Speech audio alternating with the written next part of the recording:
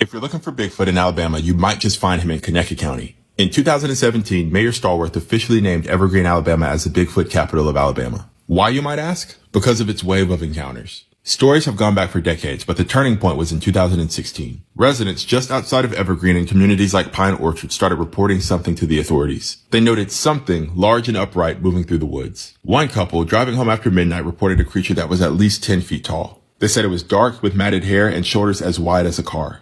It stepped across the road in 2 strides and disappeared into the woods without a sound. A week later, a hunter named Jim Smith said he heard deep guttural howls coming from behind his property. It was louder and more guttural than any animal that he had ever heard. The next morning, he found 5-toed footprints at least 17 inches long. They were also several inches into the red clay. More and more stories started coming out from residents. The stories were all eerily similar. Something massive was moving through the forest. It was leaving broken branches and destroyed saplings in its wake. Descriptions of a foul smell like rotting meat and skunk mixed with metal started coming out as well. Some people even said that they heard rock throwing and wood knocking. When plaster was poured into the footprints, the cast came back remarkably clean, showing footprints that were pressed with immense weight. WSFA 12 came out to talk about this mystery. They interviewed the county of residents, many of whom were hesitant to even give names. And some didn't, but their stories were consistent. Instead of dismissing the talk, Evergreen decided to just own it. Leadership went all in, thus the name, the Bigfoot Capital of Alabama. Reports still continued to come. 3 brothers from Pine Orchard, known as the Ackerman brothers, described yellow eyes following them from the woodline. They described the creature mimicking their sounds, a call and response tactic noted by other researchers across the country. This was so unnerving to them that local pastor Wesley Ackerman founded a Bigfoot organization, and his team ended up reporting knocks, growls, and heavy movement. Going back to the 1970s are reports of Bigfoot activity. Older residents recall living through or hearing stories about the hairy man, one that can be found along the river that flows through Conecuh and Monroe counties. It's a combination of consistent physical evidence, consistent eyewitness reports,